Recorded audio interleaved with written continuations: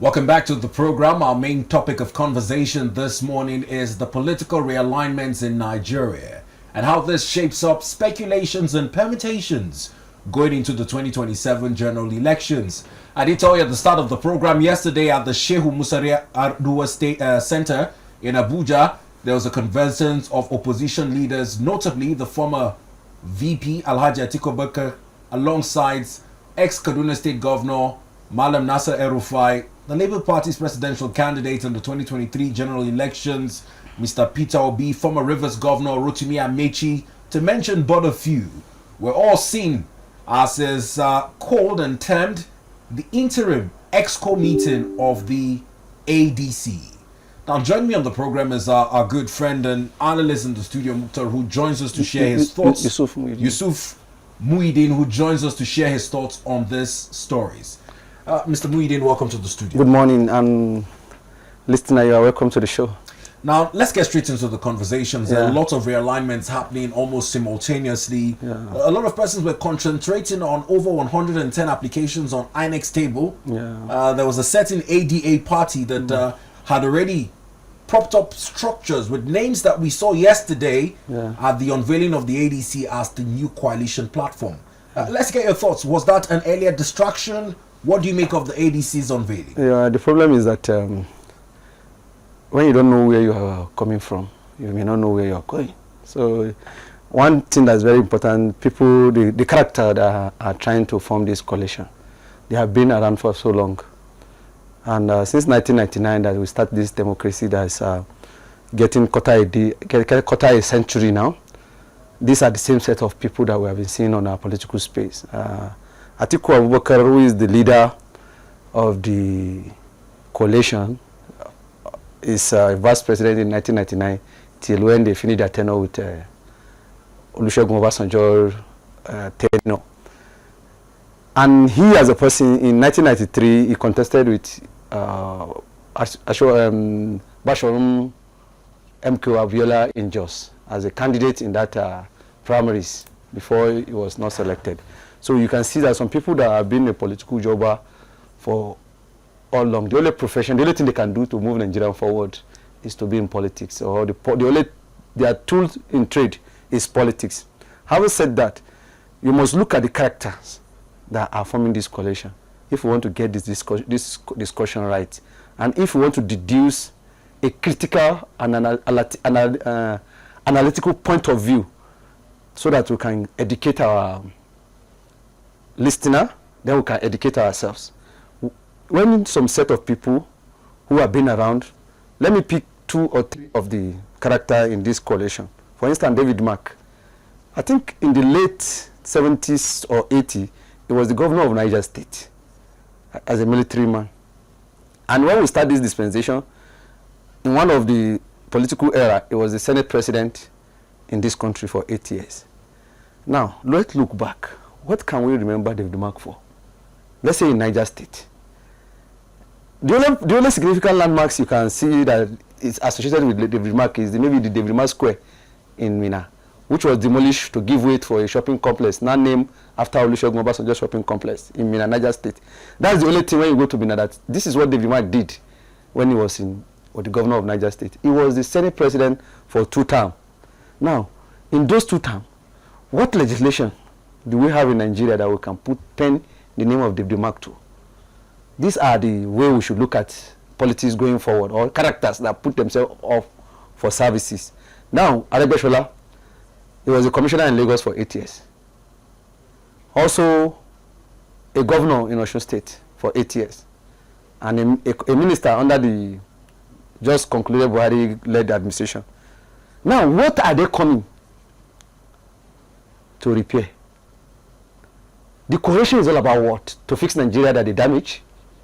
So you can't, a man that was part of the damage, or who was supposed to be blamed for the damage, coming to offer us a leeway to the future.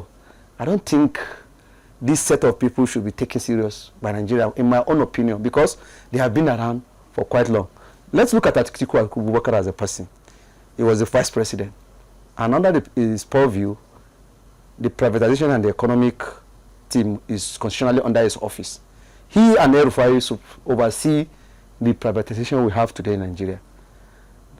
If you go into economic indices in the history of the world, that privatization is the most useless privatization the world has ever seen. Let's be mindful. Manage language too. Let me give you a state analytical point of view.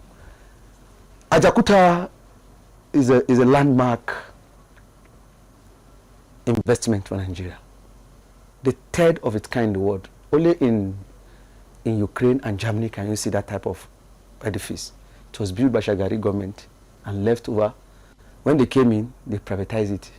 Do you know they privatized to an Indian or Ukrainian firm that came and vandalized the place, and they sold it at a giveaway price? It took the government of Buhari to take that particular company to court and retrieve that Ajakuta. That privatization was supervised by Atiku Abubakar. When he was asked, how did you get it wrong? He said it was a mistake. Let's leave that. Period to 2019 election, Atiku Abubakar tell us in a televised interview that he's going to privatize NNPC, and he's going to do so to his own friends. So I say, why I'm bringing this analogy up is, we want to solve a problem, but some people can bring themselves into the limelight as that the problem solver. Like when you want to recruit somebody in your company, you must check the person's CV. Now, they will be telling us experience.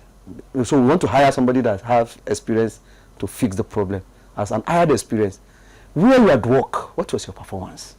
Now, it's very important. Haven't listed the track record of a few of these persons. They lack what it takes to take us forward. Now, as much as this is your opinion, yeah, the 2023 election suggested differently when you look at the number of votes garnered by a certain Peter Obi and a certain ex-vice president Alhaji Atiku Abubakar. Put together, yeah, those votes were more than those that decided the outcome of the presidency. Yeah. Do you see Nigerians who voted along those lines, despite their misgivings, yeah, voting together if they come together and posing a challenge for the APC? In 2019, it was Atiku Obi. The same set of people came together in 2019. They were defeated by APC. So what I want to let you know that every election season have its dynamics and postulation that will shape the election. So this postulation going forward is the postulation of the incumbent government against this said coalition. The dynamics is that there's a lot of things that will tilt in the side of the coalition, and there's a lot of things that will tilt toward the side of the ruling APC as a party.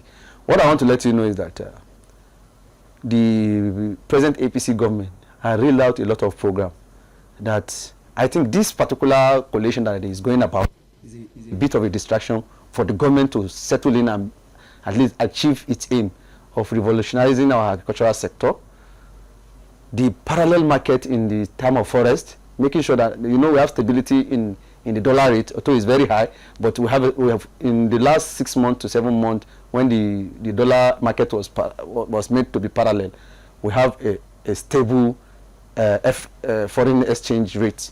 Then the issue of subsidy, the money removed from subsidy has been going back to the states and the local government. If you travel around the states, you will see that a lot of governors have a lot of money to settle their debts. But has this translated to improved quality of life and infrastructural development? You see, the builders of Rome did not get there overnight. There are a lot of damages we have done to infrastructure. Like the agricultural sector, the way the president is handling it is that the number of land that we have is about 90,000 hectares or so.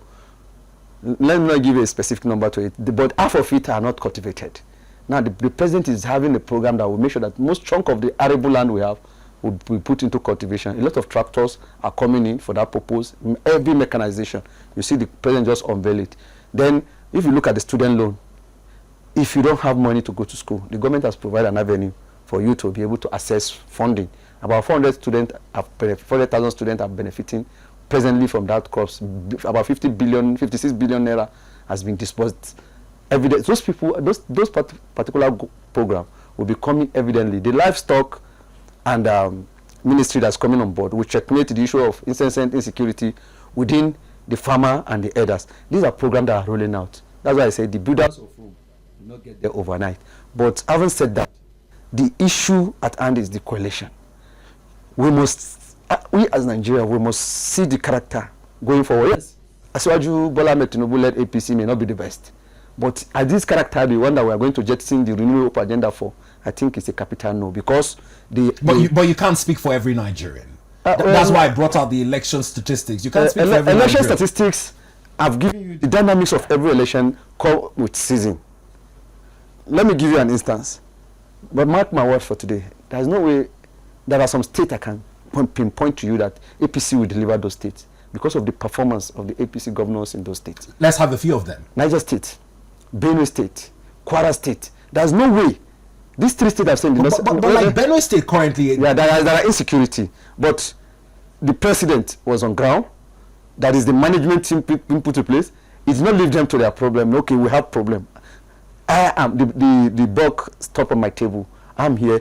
He directed the security agents who are present and said, okay, let's form a committee to look. Since that committee has been formed, have there been notable arrests and prosecutions?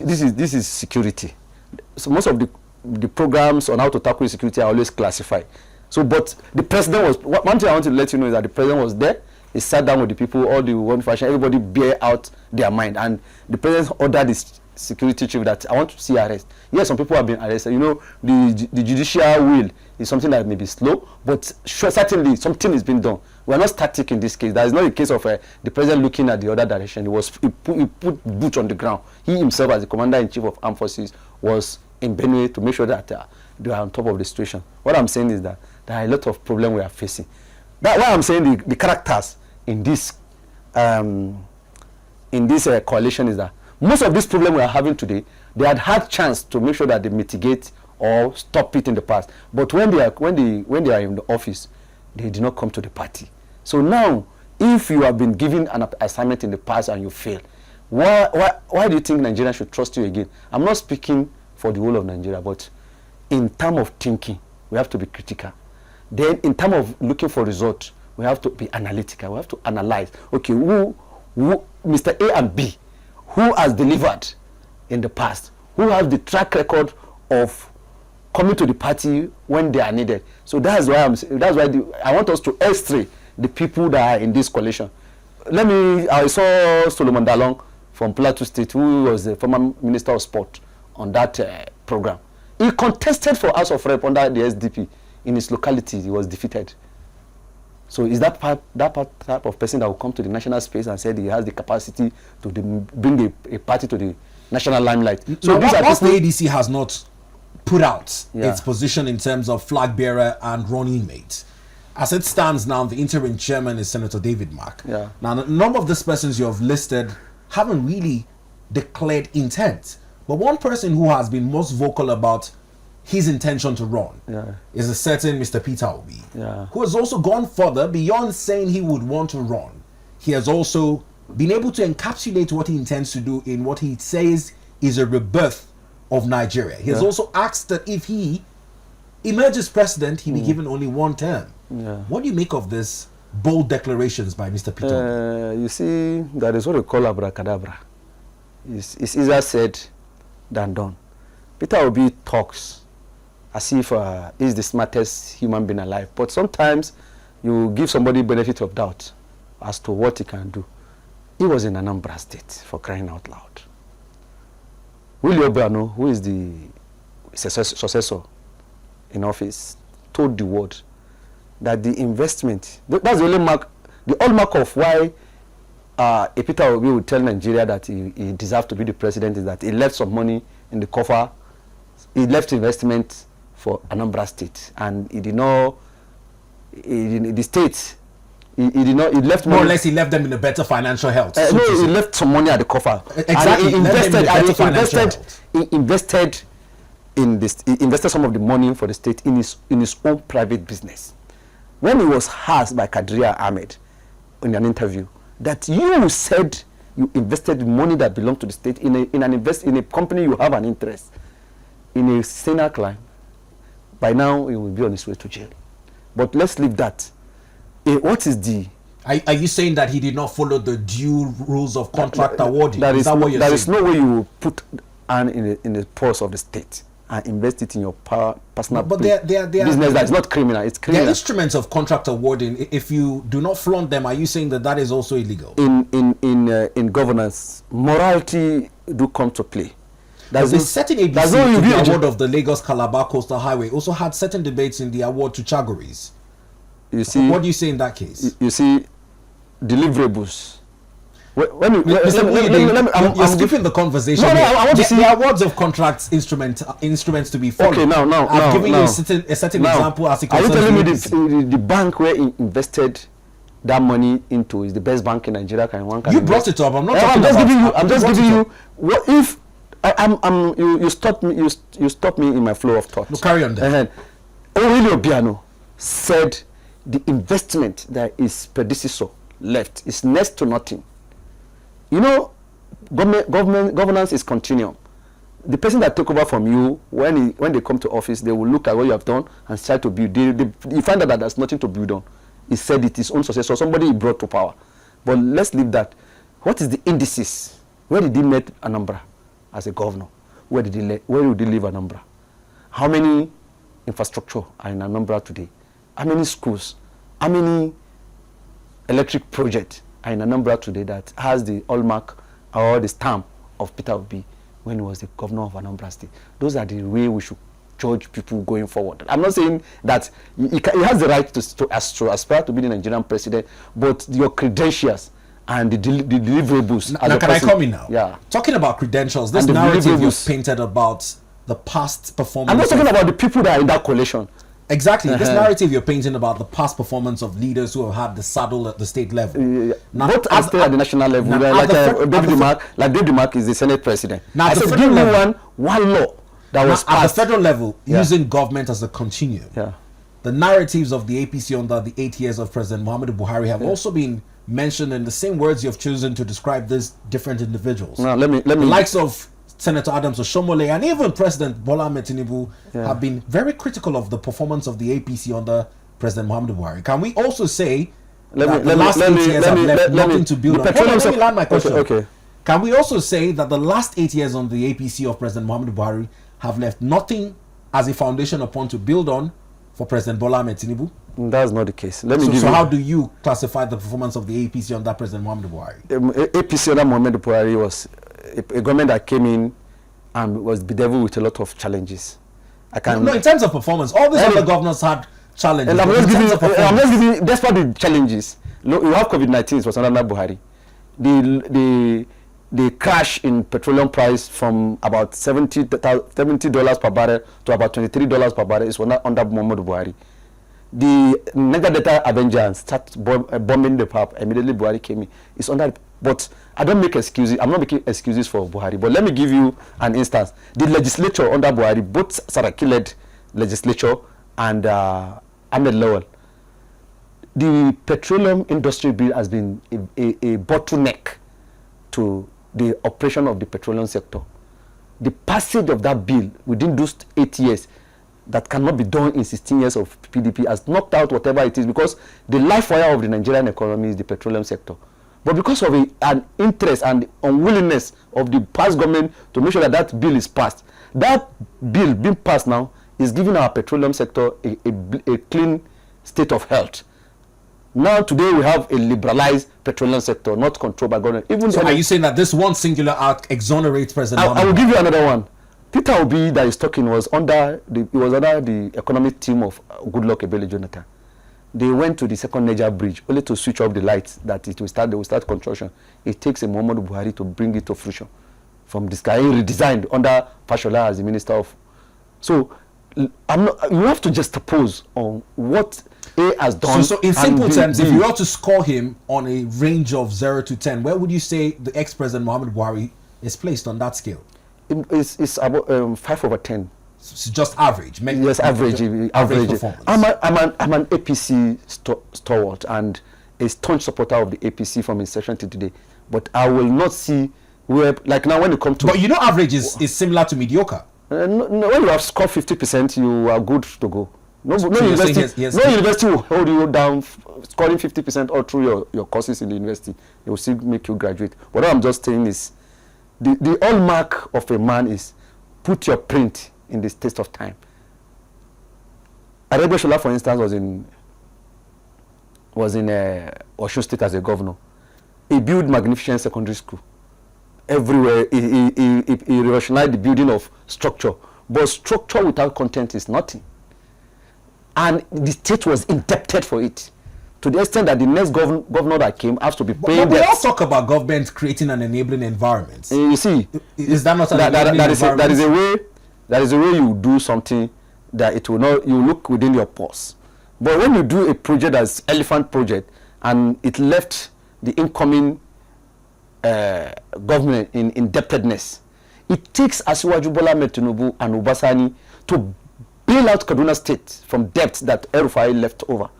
So these are the people that. So when some people come up with, we are in AI era. We are in the jet age. So at the at the tips of our finger is information about you and who you, what you stand for.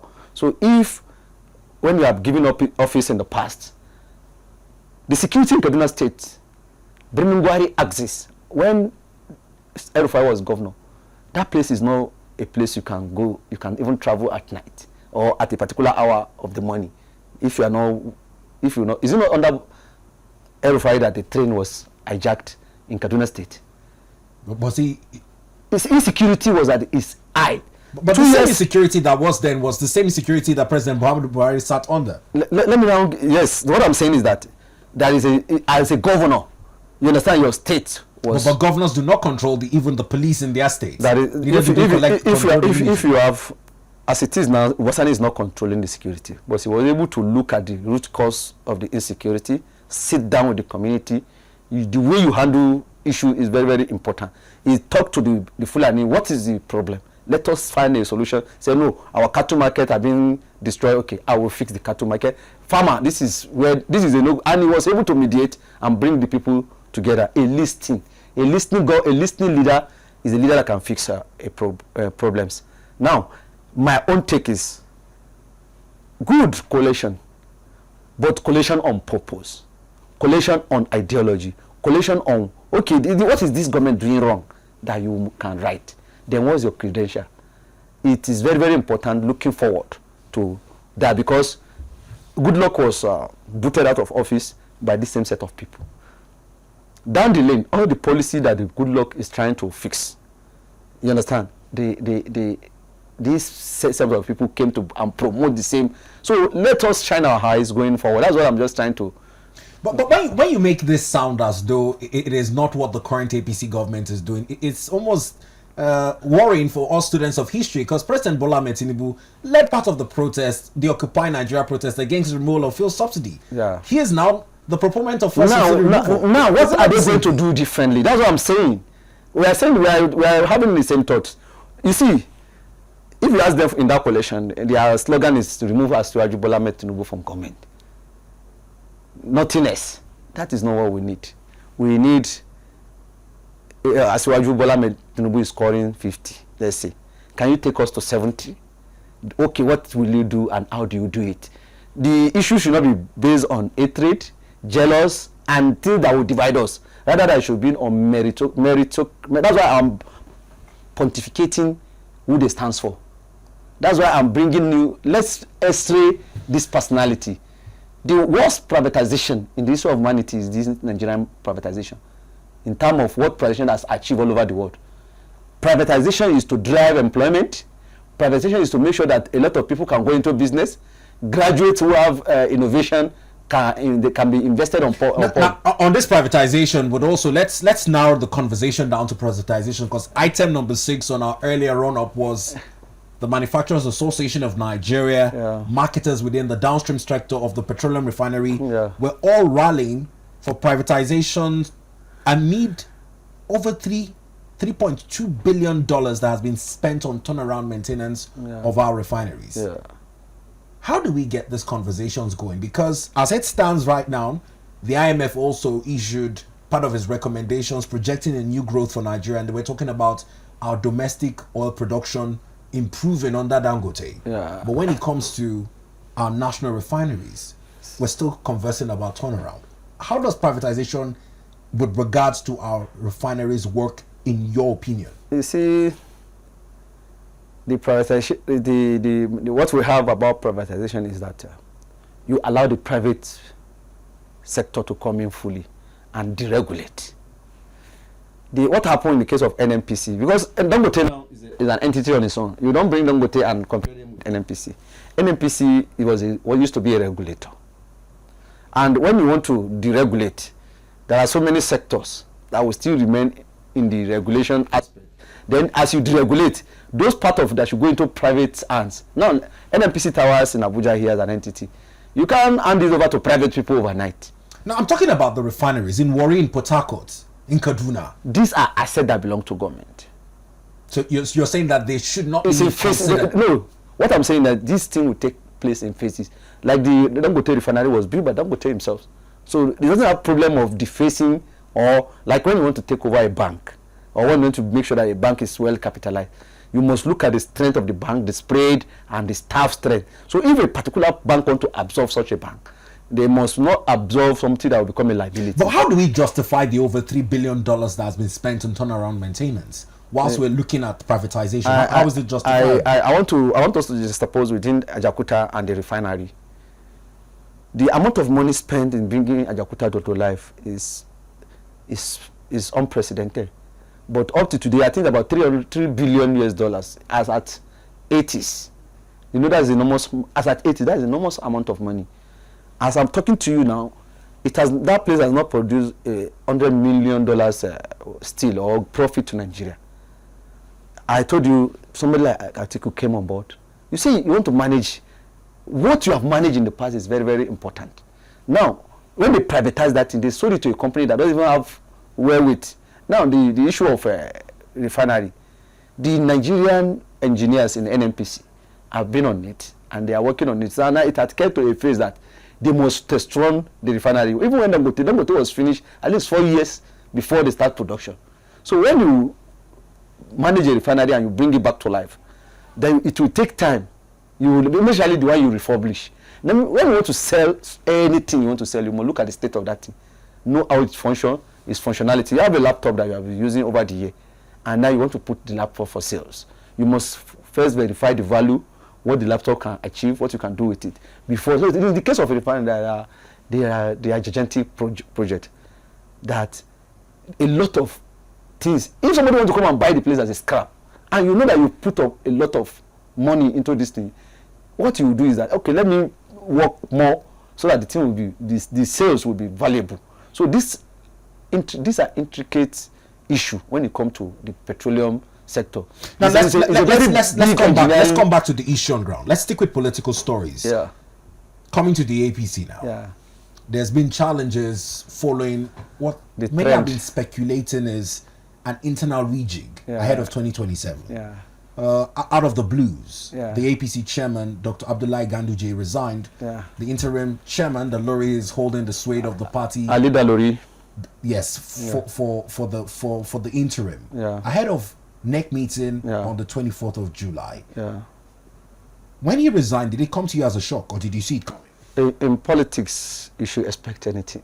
Anything can happen anytime. Do you think that his resignation was part of the internal rejigs? No, you know there's one thing about Nigeria. We like sensational news, and there's nothing that will happen in Nigeria that will not give it a coloration or that suits our own narrative. But the man who resigned said he resigned to look after his health. That's the official communication that came out from the All Progressive. But investigatively, we saw him before the resignation actively performing his duty across different conventions and national events up until his resignation. It was not as though he was represented at this event. I can leave this studio by now. Other persons. I can leave this studio now and see my doctor, and he checks me and tells me go slow. So I'm not a medical doctor. It's what my doctor said, go slow. He can give you some advice. Drink less of this, do this. In fact, just relax for some time. Find a place and relax. My doctor tell me, and I have a job that is very rigorous, and the doctor advised me against it. As a person, I would listen to the doctor's advice. Then he has family who maybe the doctor would have told. So when they are putting pressure for you at the party, and they are putting pressure for you at home, it's normal for you to look at what is best for you. Then you take a decision. And if a man wake up in the morning and throw in the towel. But you know, even before his emergence as chairman, he was a little bit reluctant to become party chairman. The problem is politics and life is dynamic. But we bend our rules or we bend our wish for one or two reasons. So he's a friend of the president. Even before the primaries that brought in Asiwaju Bola Ahmed Tinubu as the candidate of APC, he and Kashim were the front runner and the political advisor to the president, Masari. They are the front runner of encouraging the president to contest, that he has what it takes. And the president said it in an interview earlier that he was reluctant at some times when some challenges came in that he want to throw in the towel that is not even vying for the office again.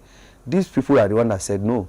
We stand by you and you will. Now you had mentioned bending the rules. I'm looking at time so that we touch on all the subjects. Yeah.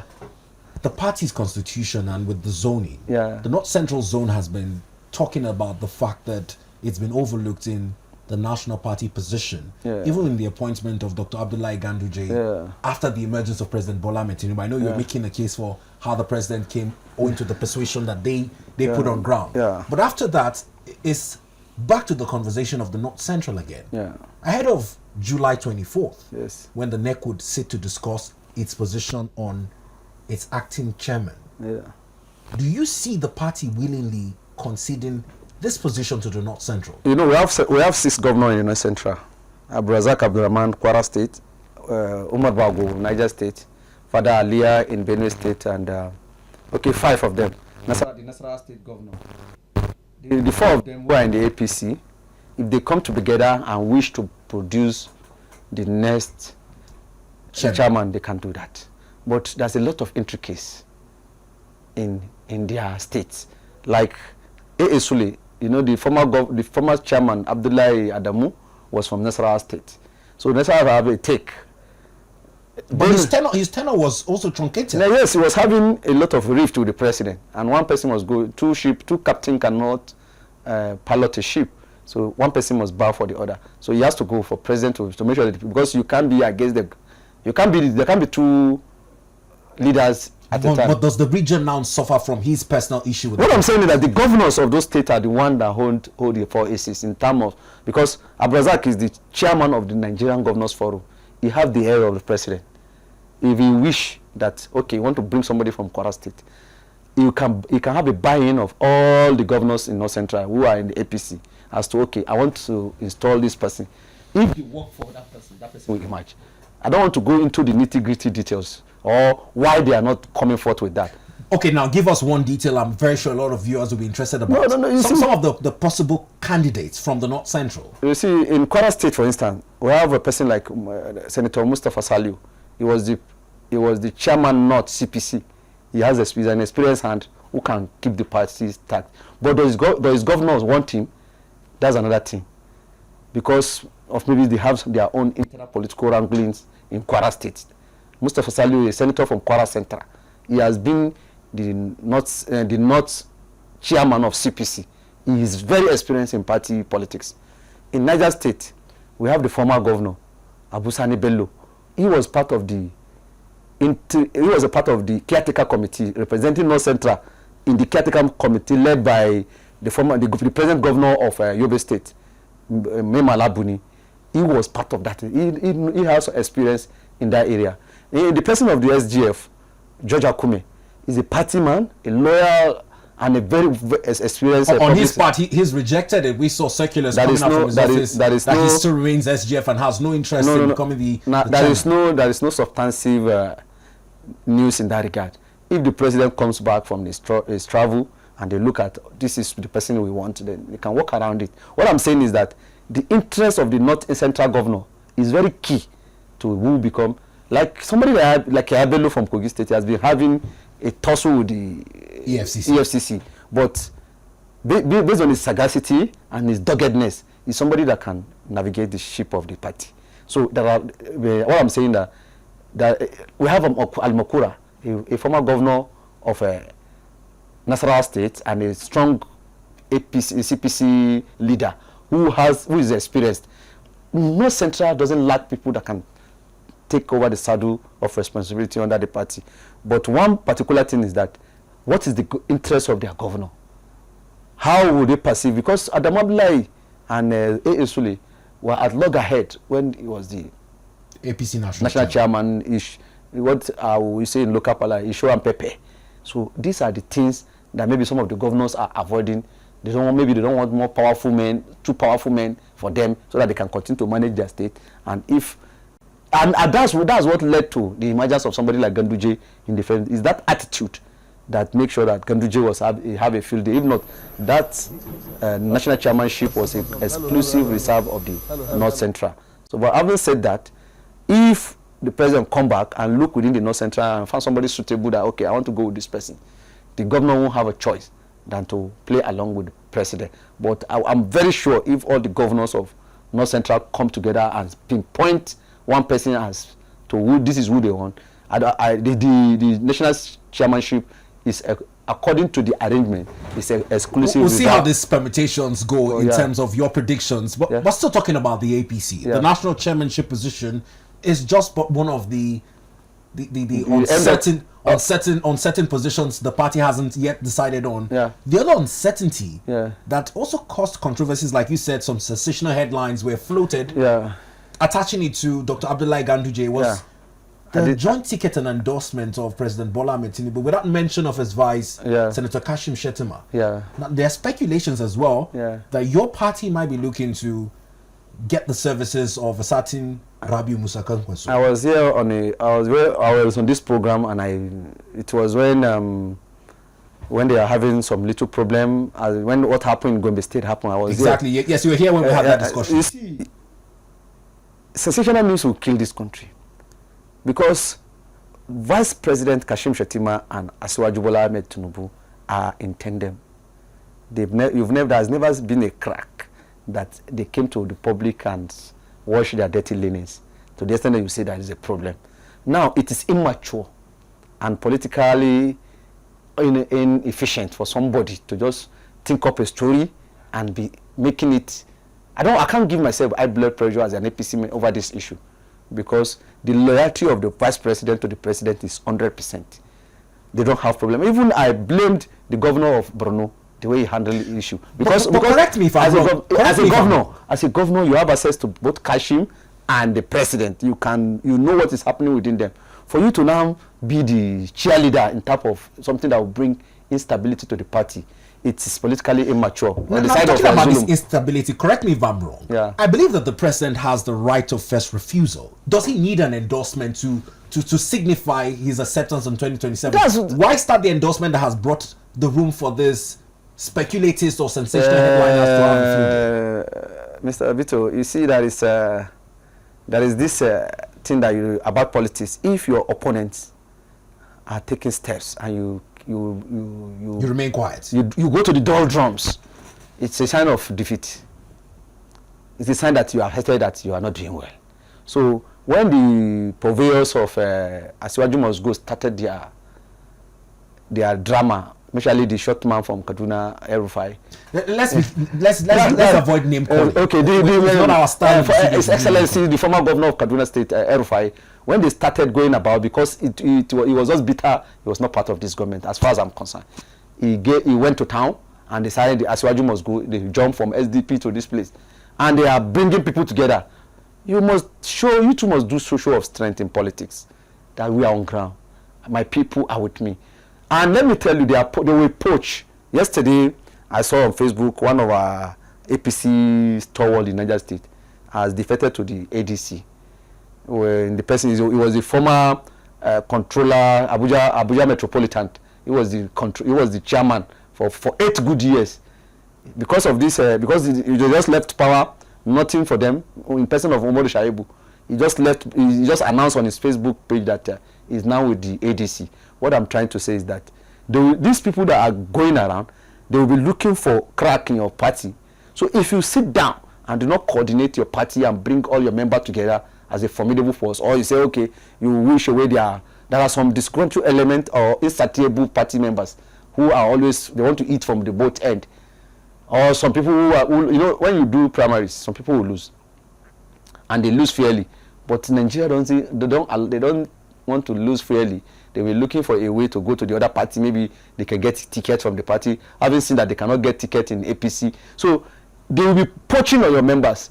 But so you must do a show of force by bringing up your troops, your men together, and say, okay, where do we stand? They say, no, we are good to go. That was why the summit come up. So they started early, and what they say in local parlance, bumper to bumper. So that's what the APC is doing. So you don't just sit down and say, no, I'm concentrating on governance. As it is today, if an election will be conducted on merit in Abuja, let's say the presidential election was only basically in Abuja, based on merit, Asiwaju will be returned. You get what I'm saying? Because the performance, even for the blind to see, everywhere you go. Now, let's bring it back to the earlier question I tied to this question on the VP position. Yeah. Now that you have mentioned that there's no rift, presumably, between the president and his vice, what happens to this rumor making the round of certain positions to woo Rabiu Musa Kwankwaso into the APC? You see, the issue of Rabiu Musa Kwankwaso is a non-issue. Rabiu Musa Kwankwaso is a movement that is in Kano, and because Kano State is a very sensitive state when it comes to electioneering, because of the strength and the number of their vote. And any presidential candidate from today to the end of time will always want to manage the relationship you have to Kano, because they can sway the direction that your election will go. But people from Kano, strong politicians from Kano, normally use this as a bait to their. They already have. Can't you see what is happening within Kwankwaso? And as it is today in Kano, that is the former governor. What is his name? The man that went under ANPP, Malam Shekarau. We have Ganduje and Kwankwaso. These three people are very, very formidable in that state because of the level they have, the population, having millions of voters that are with you. Then the size of the state in terms of population favor them, put them in a very good delineation politically. But the man Kwankwaso, what is his ability? When he tested his presidential ambition as a president, he cannot go out of Kano. That's a local champion, because you can only win your state. Now, as it is on credential, Peter Obi is better than him. But he's been mentioned as a possible running mate. I'm happy you brought it back to Mr. Peter Obi, because let me give you. That's why we should be more analytical about it. Jigawa State is a broader state to Kano. He cannot even go to Jigawa. So why you defeated him in Jigawa? So I don't see any correlation between Kwankwaso must come into the APC.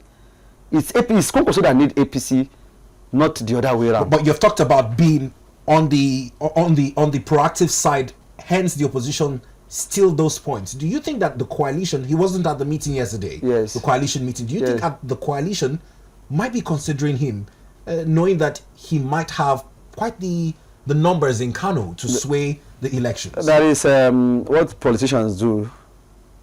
They calculate. Kwankwaso is smart as to where he will pitch his tent. And in everything we do in life, profitability is one of the hallmark of whatever we do. Anything that will not profit our interest, sometimes we don't be. Now, as it is, ADC, now what does it have to offer any politician? It's just name of people who are politically unemployed, and they are trying to get another employment, so they want to see how they can wrestle power so that some of them will get employment. That's just the way I see them. And Kwankwaso is a smart person that will look at where is pro and con. Let me tell you, it will pay Kwankwaso better to be in APC than to be in the coalition. Do you know why? Going forward in 2031, the power, if Asiwaju secure a second time in office, the power will go back to the north after his second tenure. So this is where we must have our. This is where we must have our eye on the ball, so that going forward, the Kano State people are very much alive to their responsibility in terms of knowing where to pitch their tent pitch their tent politically. So Konkoso is a very smart politician. So joining the coalition may not be an option for Konkoso. But he has his number as far as Kano is concerned. Nobody can take it away from him. Even the tussle with him and Ganduje went back and forth. And at the end of the day, it was the Konkoso-led team that have the day in Kano. So Konkoso present in Kano cannot be denied. But coming to the national space, he must be in an alignment that will suit his political pursuit and the margin of profitability in terms of interest. Well, Mr. Yusuf Muyideen, this has been very insightful, engaging. We'll keep our eyes on the ball ahead of the NEC meetings. It's fortunate PDP will be holding their NEC meeting a day before yours. Yeah. But going forward, we hope to reconvene here and assess the outcomes of both NEC meetings. You know, it's just 2027 around the corner, and politicians, people will move from this direction. But as much as they are seeing casting doom for APC, when you want to throw stone and you are living in a house made of glass, you should be careful.